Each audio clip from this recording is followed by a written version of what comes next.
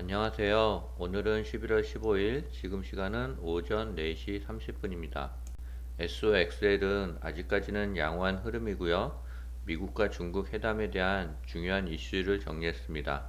그리고 중국은 제로 코로나를 완화하니까 이번에는 확진자들이 증가하고 있어요. 구독, 좋아요 부탁드립니다.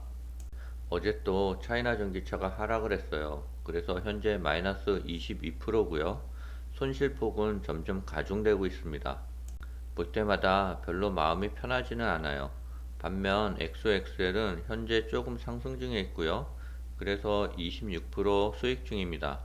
저번 주 이틀 동안 미국장은 많이 상승했는데요. 오늘은 강보합 정도의 흐름을 보이고 있어요. 금요일날 미국장이 폭등해서 월요일 국내장도 상승이 있을 줄 알았더니 약간 조정이 있었습니다. 개인과 외국인만 소폭 매수를 했고요. 기관은 매도를 했습니다. 삼성전자가 어제 약간 조정을 보였는데요. 월봉 차트를 보면 흐름은 그렇게 나쁘지 않는 것 같아요. 이미 60일선은 돌파했고요. 머지않아 21선을 터치하러 갈 것 같습니다. 오늘 인도네시아에서 미국과 중국이 정상회담이 있었는데요.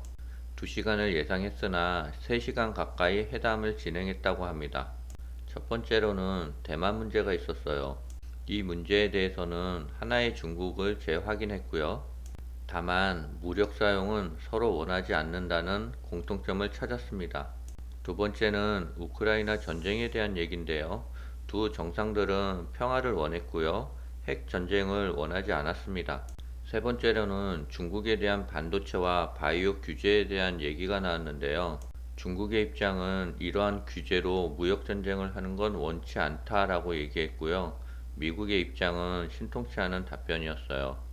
이번 회의는 양국 정상들이 만나는 첫 번째 회의로서 양국의 입장에 대한 탐색전일 것 같고요. 조만간에 실무자를 서로 파견하여 구체적인 논의가 있을 것 같아 긍정적으로 보고 있습니다. 초고수들은 이번 주에 테슬라와 엔비디아를 매수했고요. 그리고 빵구, 빵플러스 3배짜리를 매수했답니다.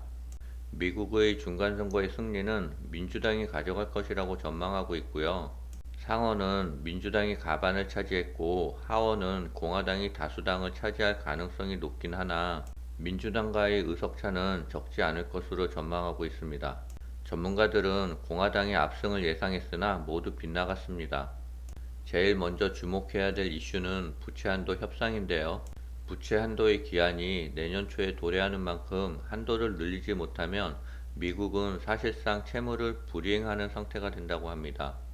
2011년의 경우 부채 한도 협상으로 인해 시장의 변동성이 급등했고 S&P는 미국 역사상 처음으로 미국 신용등급을 하향 조정했다며 비슷한 시나리오가 내년에도 펼쳐질 수 있다고 말했습니다. 또한 연준은 인플레이션과 싸움을 계속해야 한다면서 다음 달 회의에서 금리 인상을 더 올릴 것이라고 전망하고 있습니다. 차이나 전기차가 어저께 3.29%나 폭락을 했어요. 볼 때마다 마음이 쓰리네요. 오늘 나올 캔들이 중요할 것 같아요. 도지나 영망치가 나온다면 바닥은 확인된 것 같고요. 그렇지 않고 음봉이 나온다면 주가의 하락은 더 지속될 것 같습니다. 진짜 차이나 전기차는 예측도 안 되고 기법도 안 통하고 인내심의 한계를 테스트하는 것 같아요. 그래도 우리 잘 참고 견뎌야죠. 차이나 전기차 구성 종목들도 많이 하락을 했는데요. 그 중에서 EV 에너지가 마이너스 5.8%였고요. CATL은 3.8%, 반면 비아디는 버크셔에서 4차 주식을 매도했음에도 불구하고 마이너스 1.86%로 하락폭은 그렇게 크지 않았습니다. 중국 방역 당국의 방역 완화에 따라 지방 정부들이 PCR 전수검사 철회에 나섰다고 밝혔는데요.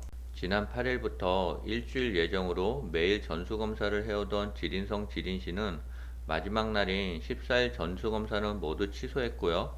상하이시와 허베이시는 감염 원이나 전파 경로가 명확하지 않은 경우를 제외하고는 구별로 해오던 전수검사를 더 하지 않겠다며 PCR 검사의 효율성을 높여 주민 편의를 돕겠다고 밝혔습니다. 제로 코로나 정책을 완화하니까 이번에는 감염자들이 폭증하고 있습니다.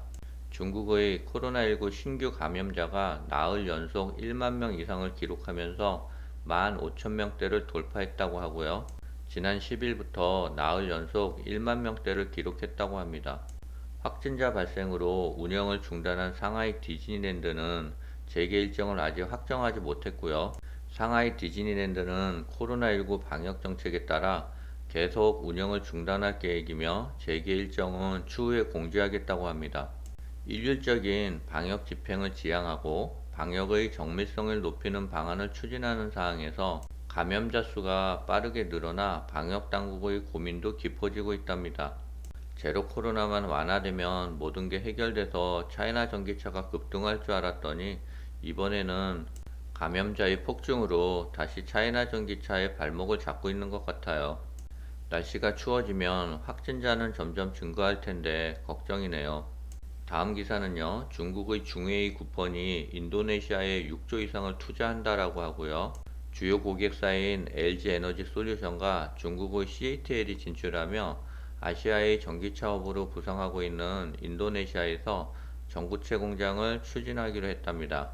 차이나 전기차 주가의 흐름이 지지부진해서 모두 힘들 것 같아요. 저 또한 그렇고요. 하지만 팩트는 차이나 전기차 구성 회사들이 점점 좋아지고 있다는 것이고요. 중국의 코로나 이슈도 언젠가는 잡히지 않을까요? 그때까지 힘을 내서 잘 버텨보자고요. 오늘은 여기까지입니다.